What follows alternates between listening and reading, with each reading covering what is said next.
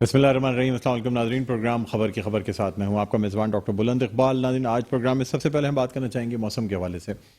पिछला जो स्पेल रहा मानसून का, उसमें कराची में काफ़ी इलाके ज़ेर-ए-आब आ गए थे और चूँकि तवक्कुओं से ज़्यादा बारिश हो गई थी, लेकिन इस स्पेल के बारे में पहले से ही ये कहा जा रहा है कि बड़ा स्ट्रॉन्ग सिस्टम है और सिर्फ एक सिस्टम नहीं बल्कि दो सिस्टम्स इस वक्त एक्टिव हो रहे हैं। एक सिस्टम वो है जो कि वेस्ट की जानिब से यानी बहिरा अरब से एक्टिव हो रहा है और वो कराची की तरफ बढ़ रहा है, जबकि दूसरा सिस्टम इस वक्त नूरियाबाद M9 मोटरवे नूरियाबाद से आगे इस वक्त मौजूद है और ये सिस्टम भी टूवर्ड साउथ वेस्ट ट्रेवल कर रहा है। और अगर ये साउथ वेस्ट ट्रेवल करता रहा तो फिर इसकी जो मंजिल ना कहें तो रास्ते में कराची ज़रूर आएगा। और एक तरफ बहिरा अरब में सिस्टम मौजूद है, दूसरी जानिब ये सिस्टम आ रहा है और ये दोनों सिस्टम्स जो हैं इनके असरात अब कराची पर ज़ाहिर होना शुरू हो गए हैं। आज शाम से ही मगरिब के बाद से जो है वो तेज़ हवाओं और आंधी जैसी सूरत हाल का सिलसिला जारी रहा। कहीं बूंदाबांदी हुई, कहीं तेज़ बारिश भी हुई। कराची के कुछ इलाके Surjani town, buffer zone, north Karachi, इन इलाकों में तेज़ बारिश भी देखने को आई, लेकिन अभी पूरे शहर में इसके असरात नहीं फैले हैं। लेकिन फिर भी कहा यह जा रहा है कि प्रेसिपिटेशंस या जो सेल्स हैं वो फॉर्म होना शुरू हो गए हैं। नाज़रीन, इस वक्त तमाम लोगों की, कराची वालों की जो नज़रें हैं वो इस सिस्टम पे हैं जो कि कराची की तरफ बढ़ रहा है, या दोनों सिस्टम्स जो कराची में अपने असरात दिखा रहे हैं। बहरहाल इस हवाले से हम बात करना चाहेंगे। हमारे साथ इस वक्त ऑनलाइन मौजूद हैं जवाद मेमन साहब जो कि मौसमियाती तज्ज़ियाकार हैं। हम इनसे बात करना चाहेंगे। हेलो जी, अस्सलाम वालेकुम। जी वालेकुम अस्सलाम डॉक्टर साहब, क्या हाल है? खैरियत से हैं जवाद साहब? अल्हम्दुलिल्लाह। जवाद साहब, आजकल तो मुझे लगता है आपको अपनी ऑब्जर्वेटरी से एक लम्हे भी नज़र हटाने की फुर्सत नहीं मिल रही होगी। बिल्कुल ऐसा ही है। दिन रात सोते जागते सिर्फ हर टाइम जो है वो सिस्टम की ट्रैकिंग ही चल रही होती है। अच्छा सर, ये मुझे बताइए कि ये जो जिसका पहले आपने गरज नाम रखा था या अब्र रहमत भी इसे कहा जा रहा है, जो इस वक्त नूरियाबाद से कराची की तरफ बढ़ रहा है और नूरियाबाद क्रॉस कर चुका है, क्या पोजीशन है इस सिस्टम की? अच्छा सर, ये बेसिकली नाम तो जो है वो ऐसी तरफ से क्लासिफिकेशन के लिए ही होते हैं। इसकी कोई ऐसा जितनी ऑफिशियल या कोई सिग्निफिकेंस नहीं है। बेसिकली ये मानसून का जो है वो दूसरा या तीसरा स्पेल आप इसे कह सकते हैं। और करंट कंडीशन इसकी इस वक्त ये है कि ये सिंध में तो जो है वो आज दोपहर से ही जो है अपर सिंध में, थर पारकर रीजन में, इस्लामकोट रीजन में तो काफी हैवी रेनफॉल की अपडेट्स आना शुरू हो चुकी है। और इस वक्त ये बादल जो है वो आहिस्ता आहिस्ता कराची की तरफ मूव कर रहे हैं। नूरियाबाद, ठट्टा, बनीन, इन सारे एरियाज में जो है वो आंधी के साथ जो है वो बारिशें रिपोर्ट हुई हैं। कराची में भी जैसे कि आपने बताया कि आंधी का जो सिलसिला है, डस्ट स्टॉर्म का सिलसिला है, वो अब से कुछ देर पहले शहर के तकरीबन एरियाज को उसने हिट किया है। और अब आहिस्ता आहिस्ता जो है रेन बैंड्स जो है वो रेडार पे यही नजर आ रहे हैं कि ये शहर की तरफ मूव कर रहे हैं। कुछ एरियाज में बारिश शुरू ऑलरेडी हो चुकी है, जबकि कुछ थोड़े से टाइम में जो है शायद आधे से पौने घंटे में जो है वो दूसरे एरियाज तक भी ये बारिश का सिलसिला फैल जाएगा। जवाब साहब, मुझे बताइएगा क्या दो सिस्टम इस वक्त एक्टिव हैं? एक बहिरा अरब में यानी कराची के साहिल पे मौजूद है और दूसरा, या कराची के साहिल से करीब है और दूसरा ये सिस्टम है? नहीं, देखें, ये दो सिस्टम्स नहीं है, ये बेसिकली एक ही सिस्टम है। और बे ऑफ बंगाल से ये as a well marked low pressure system जो है ये उठा था और फिर ये पूरा इंडिया, सेंट्रल इंडिया क्रॉस करता हुआ, राजस्थान क्रॉस करता हुआ अब इस वक्त गुजरात रीजन और सिंध गुजरात रीजन तक पहुंच चुका है। आगे जो इसका जो ट्रैक है वो ये देखने में आएगा कि इस सिस्टम का ज्यादातर जो हिस्सा है वो बहरा अरब के ऊपर मूव करेगा अगले 24 से 48 घंटों में। अच्छा, साथ ही साथ जो है वो सिंध गुजरात बॉर्डर की तरफ ऑलरेडी एक सर्कुलेशन बनी हुई है, MTC जिसे हम कहते हैं। ये सिस्टम उसके साथ मर्ज होने के इसके इम्कानात हैं।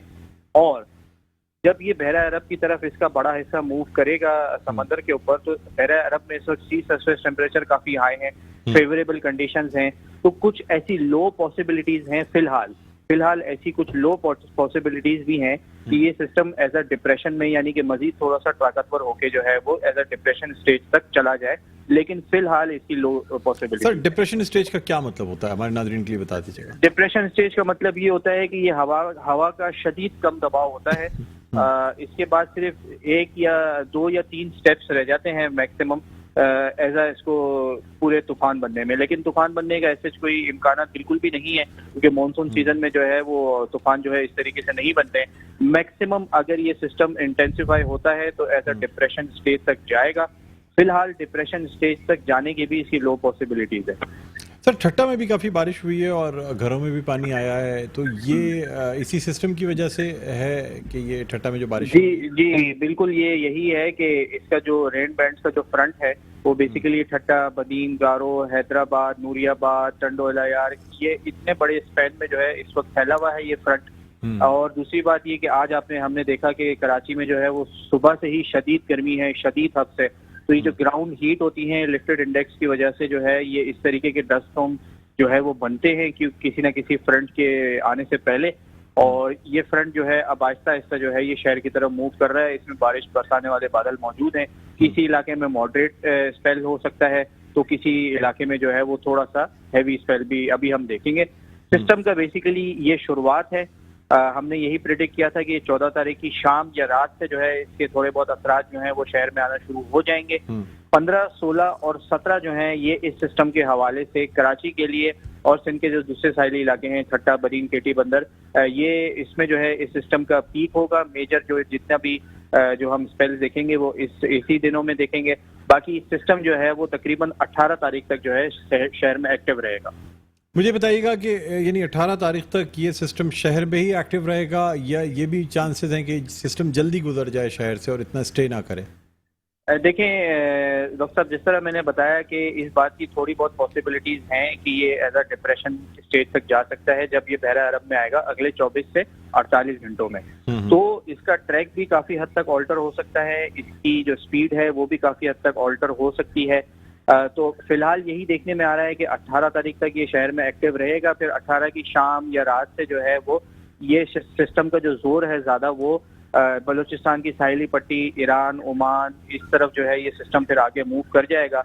अगर ये डिप्रेशन बनता है तो फिर हो सकता है कि इसकी मूवमेंट थोड़ी सी स्लो हो जाए, लेकिन इसमें फिर डिप्रेशन के कैरेक्टरिस्टिक्स बेसिकली ये होते हैं कि जो बारिशों का जो फैलाव होता है, बारिशों का जो स्पेन होता है वो थोड़ा सा कॉन्ट्रैक्ट हो जाता है। मतलब जो इनके जो एरियाज होते हैं वो श्रिंक हो जाते हैं, बारिशें फिर बहुत ज्यादा वाइड स्प्रेड नहीं हो रही होती हैं। लेकिन जिन एरियाज में हो रही होती है उन एरियाज में एक्सट्रीमली हैवी रेनफॉल के जो है वो चांसेस रहते हैं। लेकिन अगेन फिर जिस तरह मैंने बताया कि इस सिस्टम का ज्यादातर हिस्सा जो है वो समंदर के ऊपर ही रहेगा। तो फिर अभी आगे आने वाले 24 से 48 घंटों में मजीद पिक्चर क्लियर होगी, मजीद इस सिस्टम के हवाले से जो है वो चीजें क्लियर हो जाएंगी। स्पेशली इसकी बारिश की कितना फैलाव रहता है, कहाँ कहाँ किन किन एरियाज में कितनी बारिश होती है एक्सपेक्टेड है, और इसकी इंटेंसिटी और इसके ट्रैक और स्पीड के हवाले से। जवाब साहब मुझे बताइएगा, जिन जगहों से पाकिस्तान के जिन शहरों से ये सिस्टम गुजर के आया है वहाँ तकरीबन कितनी मैक्सिमम कितने मिलीमीटर बारिश बरसा के आया है? देखें अभी छोर और मिठी रीजन का आसपास जो है अभी कुछ ऑफिशियल फिगर्स आए हैं और दोपहर से लेके अब तक तकरीबन 3-4 या मैक्सिमम 5 घंटों के दौरान जो है इन एरियाज में 80 to 85 मिलीमीटर बारिश अभी तक फिलहाल इसकी अपडेट्स आई है। तो ये as a very heavy rainfall जो है काउंट होता है। और अभी इंशाल्लाह उम्मीद है कि रात तक या मैक्सिमम कल सुबह जो है ऑफिशियल जब फिगर्स जारी होंगे तो फिर सारे सिंध के जिन एरियाज को इसने इफेक्ट किया है और मजीद अभी ये करेगा रात में और कल, तो फिर उसके फिगर्स आना शुरू हो जाएंगे। लेटेस्ट जो है वो 80 to 85 के मिलीमीटर जो है वो बारिश कुछ एरियाज देख चुके हैं ऑलरेडी। अच्छा, इसमें क्या ये भी मुमकिन है कि जिस तरीके से कराची के कुछ हिस्सों में 245-243 मिलीमीटर बारिश हुई और बहुत कम स्पैन में बहुत ज़्यादा बारिश हुई, तो क्या इससे भी इतनी कोई बारिश होने के चांसेस हैं? आप क्या समझते हैं? या स्लो आहिस्ता आहिस्ता बारिश होती रहेगी, कुछ घंटों के बाद फिर हो गई फिर रुक गई, क्या कहते हैं आप? देखें, कह सकते हैं ओवरऑल अगर आप बात करें तो कराची के कुछ एरियाज जो है वो इन फिगर्स के आसपास भी जा सकते हैं ओवरऑल, यानी कि जो 3-4 दिन का जो स्पेल हम देख रहे हैं। ठीक है, दूसरी बात ये जो दूसरा आपका सवाल था कि बिल्कुल जो है इसमें ये पॉसिबिलिटीज हैं कि बैक टू बैक जो है वो स्पेल्स आ सकते हैं, गैप्स के साथ आएंगे, लेकिन इसमें जो है वो किसी इलाके में हैवी, किसी इलाके में वेरी हैवी रेनफॉल भी हो सकती है। तो लेकिन उम्मीद यही की जा रही है कि इस अब जो स्पेल्स ये जो स्पेल आया है इसमें थोड़ी सी घन गरज ज्यादा होगी, गरज चमक ज्यादा होगी, थंडरस्टॉर्म्स वगैरह जो है थोड़े से ज्यादा बनेंगे और फिर ये जो है बारिश बरसाते हुए ये स्पेल्स आगे निकल जाएंगे। लेकिन फिर उसके बाद पीछे जो है बैक टू बैक स्पेल्स बनते रहेंगे और मेजर डेज जो मैंने आपको पीक डेज बताया उनमें ज्यादातर एक्टिविटीज हम देखेंगे। सर, इस स्पेल के बाद कोई और स्पेल अगले 1 हफ्ते 10 दिन में मुतवक्को है? किसी आपकी नज़र है किसी और सिस्टम पे, या इसके बाद कुछ गैप देखने को मिलेगा, कुछ वक्फा मिल जाएगा कराची के शहरियों को बारिश देखने? बिल्कुल, ये जो सिस्टम है इसको तो हम काफी हद तक ट्रैक कर चुके हैं और बस अब इसमें मजीद 2 से 3 दिन मजीद ट्रैकिंग होगी जब ये बहरा अरब के ऊपर आएगा। इस सिस्टम के फौरन बाद जो है हार्डली 2 से 3 दिन का अगर गैप आया तो आया, और अभी यही देखने में आ रहा है कि 22-23 तारीख के आसपास जो है वो एक और सिस्टम जो है वो सिंध की तरफ मूव कर रहा होगा उस टाइम तक। क्योंकि जैसे ही ये सिस्टम बहरा अरब में आएगा अगले 24 से 48 घंटों में, तो बे ऑफ बंगाल में एक और सिस्टम जो है वो अपना सर उठाना शुरू कर देगा। सेम अच्छा। इसी तरीके का सिमिलर ट्रैक होगा उसका भी, और उसको आते आते जो है वो 22-23 तारीख हम देख सकते हैं। लॉन्ग रेंज फोरकास्ट है अभी थोड़ी सी, तो उसमें 1-2 दिन का एरर मार्जिन हो सकता है, एरर हो सकता है, ट्रैक में भी फर्क आ सकता है, लेकिन सिस्टम डेवलप हो सकता है 22 से, यानी इसके सिस्टम तो देखें तकरीबन डेवलप होता हुआ अभी बे ऑफ बंगाल में नजर आ रहा है। तकरीबन 70-75% जो है वो उसके चांसेस अब बन चुके हैं, और थोड़ी बहुत एक्टिविटीज जो हैं वो बे ऑफ बंगाल में शुरू भी हो चुकी हैं। जुलाई के हवाले से अगर बात करूं तो जुलाई में एटलीस्ट अभी 2 सिस्टम जो है वो सिंध की तरफ मूव करेंगे। एक ये सिस्टम आ रहा है, एक इसके फौरन बाद आएगा, और फिर जुलाई के आखिरी दिनों में भी आएगा, या वो अगस्त के इस बिल्कुल स्टार्टिंग के दिनों में जो है वो आ सकता है। अच्छा सर, पिछले सिस्टम की अगर बात करें तो आपने प्रेडिक्शन तो की थी, लेकिन इतनी हैवी प्रेडिक्शन इस तरह की नहीं थी जिस तरह की बारिशें हो गई, और अचानक से ही सिस्टम डेवलप हुआ ईद के पहले रोज रात के 9 बजे के बाद। क्या वजह थी? कुछ अनएक्सपेक्टेड डेवलपमेंट्स हुई या क्या क्या हुआ था? बिल्कुल ऐसा ही हुआ, काफी हद तक अनएक्सपेक्टेड डेवलपमेंट थी। बेसिकली हुआ ये था कि सिंध गुजरात बॉर्डर के आसपास अगेन एक लो लेवल वॉर्टेक्स था जिसने ऑफशोर ट्रफ को जो है वो काफी हद तक एक्टिव कर दिया था, और वो ट्रफ जो है थोड़ा सा स्ट्रेच आउट हो गया था कराची के सदर्न एरियाज तक। इसीलिए हमने देखा कि कराची के जो सदर्न एरियाज हैं जिसमें डिफेंस, क्लिफ्टन, केमाड़ी, कोरंगी, इन एरियाज में आपने देखा कि 300 इवन के 350 मिलीमीटर तक भी ऑफिशियल फिगर्स हमने देखा ऑलमोस्ट के डीएचए में बारिश हो गई। जबकि दूसरे एरियाज में भी काफी बारिश हुई, लेकिन ज्यादा जोर जो है वो ये साहिली इलाकों की तरफ ज्यादा था। तो यही था, ये ईद के दोपहर शाम में जो है वो अनएक्सपेक्टेड और बहुत रैपिड डेवलपमेंट हुई। बहुत रैपिड डेवलपमेंट, 5 बजे से डेवलपमेंट होना शुरू हुई और एकदम देखते ही देखते डिफेंस क्लिफ्टन को तो बहुत गहरे बादलों ने अपनी लपेट में ले लिया था। बिल्कुल ऐसा ही है, और ये एक बहुत बड़ा फैक्टर है अब क्लाइमेट चेंज का कि एकदम जो है वो रैपिड डेवलपमेंट्स हो जाती हैं, क्योंकि मल्टीपल वेदर सिस्टम्स काम कर रहे होते हैं और मॉडल्स और फोरकास्टर जो हैं वो इन चीजों को जो है वो नहीं देख पा रहे होते, क्योंकि ये इतनी तेजी से होती हैं कि जो हमारे जो कंप्यूटर मॉडल्स होते हैं वो उतनी तेजी से अपडेट नहीं हो पा रहे होते। जवाब साहब मुझे बताइएगा कि हाई टाइड जो होती है, तो हाई टाइड क्या अभी भी मौजूद है, या जो पिछला सिस्टम था 11-12 तारीख को ये कहा जा रहा था कि बहुत हाई टाइड थी, जिसकी वजह से एक तरफ ये सिस्टम हाई टाइड होने की वजह से ड्रेनेज में भी मसला हुआ, जो ड्रेन गिरता है जाके समंदर में हाई टाइड की वजह से वो उसको भी रोक रहा था, जिसकी वजह से और फ्लडिंग हुई। क्या ये बात दुरुस्त है सर? बिल्कुल ऐसा बिल्कुल है, हाई टाइड तो रहती है जून जुलाई का, आपको पता है कि समंदर जो है वो काफी हद तक इसमें नहीं सर, वो चांद की तारीखों से जो हाई टाइड बनती है वो भी क्योंकि अभी भी आज भी अगर देखा जाए 14 तारीख है और मतलब चांद की तारीख भी देखी जाए तो वो भी इसी तरह जो है ना वो बिल्कुल पीक अपनी तारीखों पे है। बिल्कुल चांद की तारीखों से भी जो है वो जब चांद अपने पूरे पे होता है तो टाइड पे लाजमी फर्क पड़ता है, और कल रात को भी इवन जो है वो एक सुपर मून टाइप सिचुएशन थी। कल काफी लोगों ने जो है वो इस चीज को भी नोटिस किया होगा कि चांद जो है वो अपनी नॉर्मल उससे काफी ज्यादा ब्राइट और थोड़ा सा उसका डिस्टेंस करीब फील हो रहा होगा। तो basically super moon type condition थी, और अभी भी जिस तरह मैंने बताया कि ये सिस्टम जब बहरा अरब में आएगा और उसका काफी हिस्सा जो है वो बहरा अरब के ऊपर मौजूद होगा, इंटेंसिफाई होने के लो चांसेस मौजूद हैं, तो सी सरफेस भी जो है थोड़ा सा रफ रह सकता है, लहरें भी थोड़ी सी ऊंची उठ सकती हैं।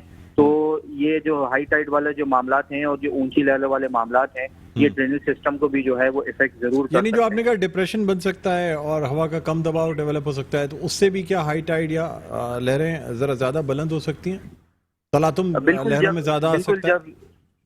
बिल्कुल ऐसा ही होता है, जब ये इस तरीके के स्ट्रॉन्ग सिस्टम जब समंदर के ऊपर मौजूद होते हैं तो हवाओं का जो सर्कुलेशन है वो बहुत तेज हो जाती है। तो यही वजह होती है कि उन हवाओं की वजह से जो है वो लहरें थोड़ी सी मामूल से ज्यादा उठना शुरू हो जाती हैं। सी का जो सरफेस है वो थोड़ा सा रफ हो जाता है। तो यही वजह देखने में आएगी कि अगर ये सिस्टम ज्यादा देर यहाँ पर अटक जाता है बहरा अरब में और इंटेंसिफाई होता है तो पीसीसीएस पे भी जो है वो थोड़ा बहुत जरूर इफेक्ट पड़ेगा, ऊंची लहरों में भी थोड़ा बहुत। यानी डिफेंस क्लिफ्टन वाले मजीद होशियार हो जाएंगे। एक तरफ तो जो बारिश की जो सख्ती है वो अपनी जगह, दूसरी तरफ समंदर जो है वो भी बिफर सकता है और लहरें जो हैं वो भी बहुत रिमोट चांसेस हैं, लेकिन जहन में ज़रूर रखना चाहिए कि अगर डिप्रेशन बनता है तो फिर लहरों की बुलंदी जो है वो भी बढ़ सकती है। बिल्कुल, फिलहाल तो इसके बहुत लो चांसेस है अगेन, लेकिन जाहिर सी बात है क्योंकि जब मल्टीपल वेदर सिस्टम्स काम कर रहे होते हैं एक जगह के ऊपर और फेवरेबल कंडीशंस होती हैं तो इस टाइप की सिचुएशन जरूर आ जाती है। और आपकी बात बिल्कुल सही है कि बंदे को जो है वो उस हिसाब से भी जो है वो एक जहन में होना चाहिए कि क्या क्या पॉसिबिलिटीज जो है वो आगे 2 से 3 दिन में हम देख सकेंगे। ठीक है, क्योंकि सर बहुत सी इत्तलात ये हैं कि डिफेंस क्लिफ्टन से कुछ लोगों ने नकल मकानी भी की है और कुछ होटल्स में शिफ्ट हो गए हैं, कुछ लोग ज़रा ऐसे इलाकों में चले गए हैं जहाँ पे जो ऊंचे इलाके माने जाते हैं कराची के, तो ये भी लोगों ने किया है। और अब देखना यही होगा कि आगे आने वाले दिनों में ख़ासतौर पे आज की रात और कल का दिन जो है वो कैसा गुजरता है। बहरहाल बहुत बहुत शुक्रिया जवाद मेमन साहब, आपने प्रोग्राम के लिए वक्त निकाला। नाजरीन, मौसमियाती तजियाकार जवाद मेमन हमारे साथ ऑनलाइन मौजूद थे। एक वक्फा लेना चाहेंगे, वक्फे के बाद दोबारा आपकी खिदमत में हाजिर होते हैं। देखते रहिए प्रोग्राम खबर की खबर। जी नाज़रीन, वेलकम बैक। एक बार आपको खुशामदीद कहते हैं प्रोग्राम खबर की खबर। मैं हूं आपका मेज़बान डॉक्टर बुलंद इकबाल। नाज़रीन, अब हम कुछ बात करना चाहेंगे सुप्रीम कोर्ट के तहरीरी फैसले के हवाले से, और इस फैसले के बाद जो है अब आर्टिकल 6 की कार्रवाई के लिए सेनेट में करारदाद जो है वो जमा करा दी गई है। मुस्लिम लीग नून के सेनेटर डॉक्टर अफनानुल्लाह खान ने सेनेट में करारदाद जमा कराई है और करारदाद में कहा गया है कि सदर मुमलिकत डॉक्टर आरिफ अलवी, इमरान खान, फवाद चौधरी और कासिम सूरी के खिलाफ आर्टिकल 6 की कार्रवाई की जाए। नाज़रीन, आपको बताते चलें कि करारदाद के मतन के मुताबिक जो है वो सदर मुमलिकत आरिफ अलवी के खिलाफ मुआवजे की कार्रवाई का आगाज़ करने का भी मुतालबा किया गया है। और सुप्रीम कोर्ट की जानिब से डिप्टी स्पीकर की रूलिंग के खिलाफ अज खुद नोटिस के तफसीली फैसले पर जो इजाफी नोट लिखा गया, जो कि जस्टिस मजहर आलम मियाँ खेल ने जो इजाफी नोट लिखा, उसमें कहा गया कि स्पीकर, डिप्टी स्पीकर, सदर, वज़ीर-ए-आज़म ने 3 अप्रैल को आर्टिकल 5 की खिलाफ वर्जी की। स्पीकर, डिप्टी स्पीकर की रूलिंग से सदर और वज़ीर-ए-आज़म की असम्बलियाँ तहलील करने तक की कार्रवाई जो है वो यानी अदम एतमाद जो नाकाम करने के लिए थी, इस वजह से इसको आर्टिकल 5 के ज़ुमरे में लिया जा सकता है। और आर्टिकल 5 के तहत जो है आईन पाकिस्तान में की खिलाफ वर्जी करने पर आर्टिकल 6 के लिए रास्ता जो है वो हमवार हो जाता है, रास्ता मौजूद है। और इस पे जस्टिस मजहर आलम का ये भी कहना था कि पार्लियामेंटेरियन फैसला करेंगे कि आर्टिकल 6 की कार्रवाई करनी चाहिए या नहीं करनी चाहिए। आया मुस्तकबिल में ऐसी सूरत हाल के लिए दरवाज़ा खुला छोड़ना है या इसे बंद कर देना है। मेरा नाज़रीन, इसी वाले से हम बात करना चाहेंगे। इस वक्त हमारे साथ ऑनलाइन मौजूद हैं अली अजीज़ जीजी साहब, जो कि रहनुमा हैं पाकिस्तान तहरीक इंसाफ के और मेंबर सूबाई असम्बली हैं। उनको हम खुशामदीद कहना चाहेंगे। अस्सलाम वालेकुम अली अजीज़ साहब, आपको खुशामदीद कहते हैं। खैरियत से हैं आप सर? जी अल्लाह का शुक्र, आप बताएं खैरियत से? सर क्या कहेंगे, अब सुप्रीम कोर्ट के फैसले के बाद जो है वो अब हो सकता है कि आर्टिकल 6 की कार्रवाई और साथ साथ सदर मुमलिकत डॉक्टर आरिफ अलवी के खिलाफ जो है वो मुआवजे के लिए, इम्पीचमेंट के लिए भी मूव किया जा सके, जो अब तक हुकूमत को मौका नहीं मिल रहा था कि वो सदर मुमलिकत से छुटकारा हासिल कर सके। तो अब ऐसा लगता है कि शायद वफाकी हुकूमत को ये मौका भी फराहम कर दिया गया है कि वो अगर चाहें तो आप मुआवजे के लिए भी जा सकते हैं। क्या कहेंगे आप?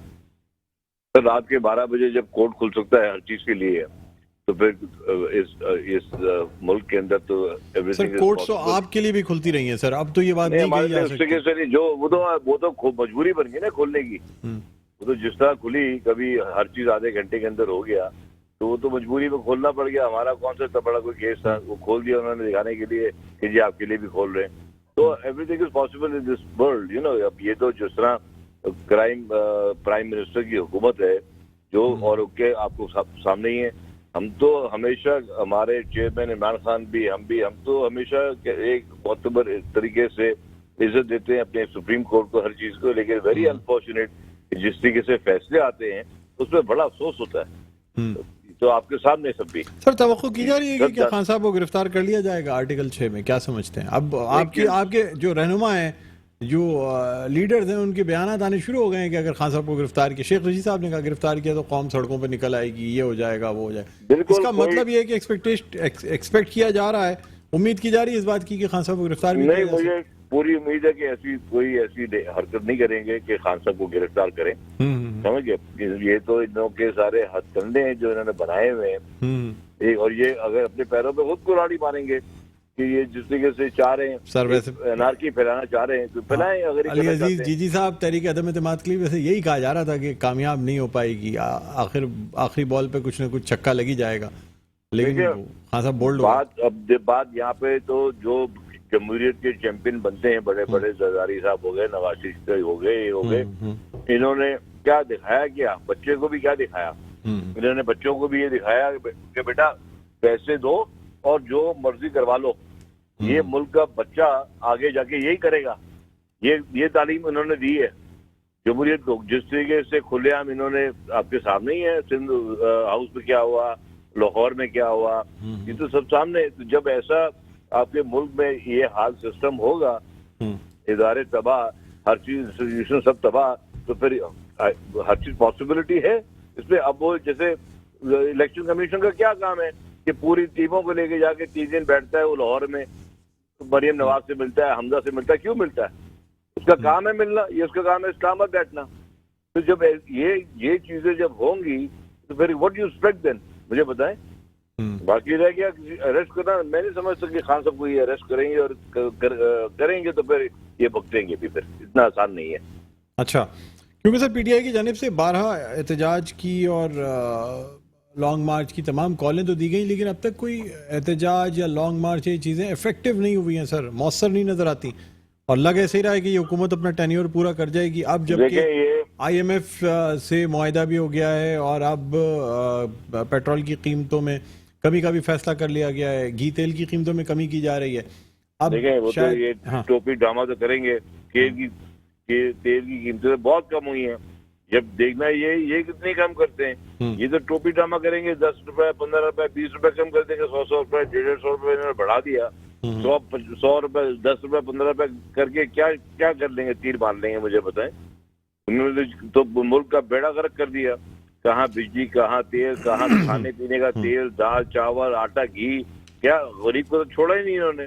उधर तो वो तो इनके जो तर्जुमान बैठ के, वो जो मरियम बैठ के बात करती है, मरियम क्या नाम है उनका, मैं मरियम नवाज, मरियम औरंगजेब, वो जो बात करती है मुझे तो अफसोस होता है। अब वो खातून है, मैं तो बोल भी नहीं सकता कुछ, वो तो ऐसा सफेद झूठ बोलती हैं कि उनको तो PhD डिग्री क्या, उससे बड़ी कोई डिग्री हो वो मिलनी चाहिए उनको।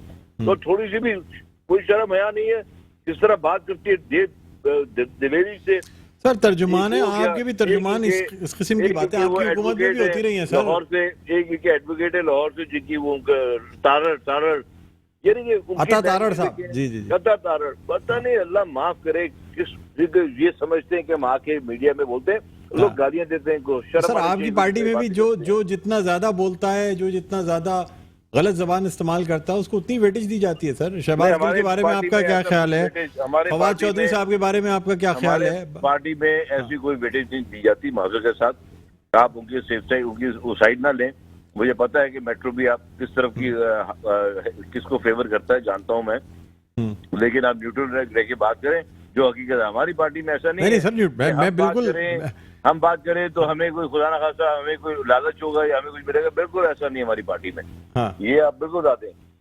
लेकिन जिस पोजीशन में इस मुल्क को लाके छोड़ दिया इन लोगों ने आपके सामने, कि कराची 15 साल हो गए पीपल्स पार्टी को, और उससे पहले भी इक़्तिदार में। सर लेकिन अली अजीज जीजी साहब, लोग अब कहने लगे हैं कि शायद एहतजाज वगैरह ये चीजें अब नहीं हो पाए मौसर। बात क्या दुरुस्त है? कई दफा खान साहब ने एहतजाज की कॉल भी दी, तमाम चीजें हुई, अब इलेक्शन में भी जा रहे हैं, कराची में भी आप इलेक्शन में जा रहे हैं, एक तरफ आप एहतजाज करके हुकूमत गिराने की बात करते हैं, आपने असेंबलियों से इस्तीफा दिया हुआ है, दूसरी जानेब आप बाई इलेक्शन में भी जा रहे हैं। सर दोहरी पॉलिसी है ना, समझ नहीं आता। आप जाएंगे बाई इलेक्शन में, जाना हमारा राइट बनता है भाई, इसमें क्या मसला है ये बताएं।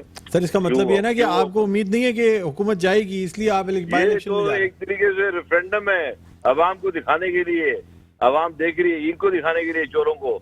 तो सर क्या अवाम आपको मुस्तरद कर चुकी है, अवाम फिर आपको PTI को वोट देती है। PTI एक वाहिद जमात है इस मुल्क की सबसे बड़ी जमात है। जी साहब, सर मैं आपसे सवाल करना चाहता हूँ, अगर आपके कैंडिडेट महमूद मौलवी साहब जीत जाते हैं, वो असेंबली जाएंगे, इस्तीफा देंगे या हल्फ उठा के इस्तीफा दे देंगे? इस्तीफा देंगे, इस्तीफा देंगे। मेरी एरिया है जहाँ से लड़ रहे हैं, आमिर लागे मेरी एरिया के थे, मैं नीचे MP हूँ, वो MNA है, यहाँ से उनकी कैंपेन कर रहा हूँ, पूरी माशाल्लाह फुल फ्लैश कैंपेन कर रहा हूँ। 22,000 लोगों से अभी तक मिल चुके हैं, अल्हम्दुलिल्लाह 90%, 92% सर लेकिन आप लोग लोगों ने कहा लोकल्स कि को टिकट पीटीआई नहीं देते ना सर, आप भी वहाँ के लोकल नहीं है, महमूद मौलवी साहब भी लोकल नहीं है वहाँ के, आमिर लियाकत मैं साहब लोकल जरूर हूँ, लोकल थे, मैं लेकिन बाकी लोकल हूँ भाई लोकल यहाँ का, लोकल मैं रेजिडेंट्स। लोकल हूँ, मैं मेरा बॉर्न ब्रॉट अप, मैं पैदा ही इसी एरिया में हुआ था, पी से शुरू भाई। सर बहुत बड़ा वो तो इलाका है, डिफेंस लेकिन तो मैं इस डिफेंस वक्त तो तो मैं आप बाद में वहाँ किया जी, लेकिन सर महमूद डिफेंस तो मौलवी मैं साहब बाद की में रिहाइश किया नहीं है वहाँ पे, जी।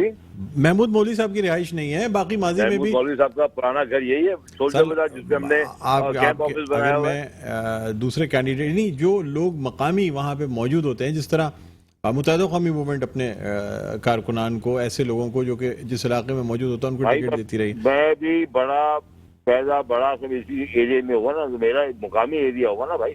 महमूद मौलवी साहब का भी यही एरिया है, इनको यही इनका बंगला पुराना, इधर ही पैदा हुए, इधर ही बड़े, इधर ही सब कुछ हुआ, तो यही मुकामी हुआ ना यार, और कौन सा मुकामी चाहिए आपको भाई। ठीक है, अच्छा सर, और आप पंजाब के जो बाई इलेक्शंस होने जा रहे हैं उसके हवाले से क्या कहेंगे? मुकाबला टफ है, और अगर तो मैं कहूँगा अगर कोई मुदाखलत बीच में ना हुई तो पाकिस्तान तहरीक इंसाफ बिल्कुल स्वीप करेगी इंशाल्लाह। अच्छा, आप समझते हैं, लेकिन आप एक दूसरी जाने मुदाखलत भी समझते हैं कि होगी, या आप का एतमाद भी नहीं है? तो नजर आ रहा है ना, देखिए जिस तरीके से इन्होंने पुलिस वालों को अपने घेरे में दिया हुआ है, कल भी जाके इन्होंने गुंडागर्दी की, हमारे एमपी के ऑफिस में जाके मार पिटाई की, डराया धमकाया, हलफनामा लिया जा रहा है कि बंद कर दो, उठा के बंद किया जा रहा है, पकड़ा जा रहा है। ये क्या है? ये अपनी पूरी मशीनरी यूज कर रहे हैं वहां पे, इनको डर खौफ है, इनको पता है कि आप दूसरे चैनल उठा के देख लें, जो रेटिंग्स आ रही है, जो नॉर्मल एक एंकर या एक रिपोर्टर मार्केट में जाके पूछ रहा है, वो हर कोई कह रहा है पीटीआई। आप 3 चैनल, मेरा तो मैं एक चैनल की तो बात नहीं कर रहा हूँ, 3-4 चैनल की बात कर रहा हूँ, 2 चैनल हमारे फेवर में तो नहीं है, वो तो एंकर बोल रहा है कि भाई कोई नून लीग का भी ले लो, नून लीग का भी ले लो, ये तो हाल है। तो इसके बाद फिर क्या आप समझते हैं फिर कैसे जीतेंगे? ये ऐसी जीत सकते हैं, चोर बाजारी गुंडागर्दी, उसका भी हमने इंतजाम किया हुआ है। हमने खान साहब ने सबको कह दिया है 10-10, 15-15 बंदा बाहर होना चाहिए, लड़ेंगे हम इस दफा। सर खान साहब, गुज़िश्ता दिनों जो है आप दीदा नजर आए वज़ीर-ए-आज़म शहबाज शरीफ का नाम लेते हुए, तो क्या मतलब क्या हिकमत अमली इख्तियार की जा रही है आगे? क्या इसी तरीके से हुकूमत को चलने दिया जाएगा, या कोई और हिकमत अमली तैयार की जा रही है? हुकूमत कहाँ, ये तो अपने मफाद के लिए आई है भाई, चोरों का टोला है पूरा, ये सारे तो चोर हैं इसमें। सिंध के भी जो बड़े हैं वो भी, वो पंजाब के वो भी, और केपी के जो बड़े बैठे सब पूरे 12-13 को तो टोला चोरों का, इनका अपना मुफाद है। इनका आवाम के साथ अगर होता, आप खुद बताएं, अपने जमीर को जागे, अगर जागे हाथ रखे दिल में, सर बिल्कुल जमीर जागा हुआ है सर, लेकिन सुने मेरी बात, अगर इनका देखिए मेरी बीइंग एज अ मुस्लिम, अगर इनका मुफाद होता, सर ये बात है जलसे में अच्छी लगती है। सुन लेना मेरी भाई बात, तो सुन लेना, बुरा नहीं मानिएगा अगर आपको मेरी कोई बात बुरी लग रही है, माजर नहीं सर, मैं कह रहा हूं बिल्कुल देखें, अगर इनका मुफाद होता, 30-40 साल से ये करप्ट टोला इस मुल्क की सियासत कर रहा है, अगर इनका मुफाद होता इस मुल्क के साथ सिंसियर होते, इस अवाम के साथ, पाकिस्तान की अवाम के साथ सिंसियर होते, तो क्या आज हमारा मुल्क इस नौबत पे होता? आज हमारा मुल्क कहाँ से कहाँ होता? आज बांग्लादेश भी हमसे आगे निकल गया। ठीक, इन्होंने बर्बाद तबाह कर दिया। आप बच्चे तो नहीं है, आप भी जानते हैं, ये जो मैं बात कर रहा हूँ मैं सही कर रहा हूँ, और इसको आप दिल में एंडोर्स करेंगे, टीवी में नहीं करेंगे, मुझे पता है। नहीं सर, एज एन एंकर मैं पार्टीजन बन नहीं सकता, मैं क्योंकि आपका मौक़िफ़ जरूर ले सकता हूँ, लेकिन आप ये कह रहे हो, अपनी राय नहीं दे सकता। आप दिल में ये तो कह रहे होंगे ना, बात तो सही कर रहा सर, वो दिल वाली बात मैं टीवी पे नहीं कर सकता, वो मेरे अपनी पर्सनल अपने लिए है। समझ गए? तो ये ठीक है सर, बहुत बहुत शुक्रिया अली अजीज। अभी सुने ना, 15 साल से हुकूमत सिंध में कर रही है, कराची को तबाही हाल में आ जाए। हर दफा भी, कल भी इंटरव्यू सुन रहा था नासिर शाह का, सीएम का, इनका अपने हिसाब से बोल रहे हम कर रहे हैं, यही बोलते रहते हम कर रहे हैं, बेहतर कर रहे हैं, होना कुछ नहीं है, ये तबाही है इनके पास, और कुछ नहीं है, बस तबाही। ठीक है, बहुत बहुत शुक्रिया अली अजीज जी साहब, आपने प्रोग्राम के लिए वक्त निकाला। नाज़िम रहनुमा पाकिस्तान तहरीक इंसाफ और मेंबर सूबाई असेंबली अली अजीज जी हमारे साथ ऑनलाइन मौजूद थे। प्रोग्राम का वक्त अपने ख़िताम पर पहुंचता है, मुझे बुलंद इकबाल को इजाज़त दीजिए इस दुआ के साथ कि अल्लाह ताला हम सबको अपने हिफ्ज़-ओ-मान में रखे। अल्लाह हाफ़िज़।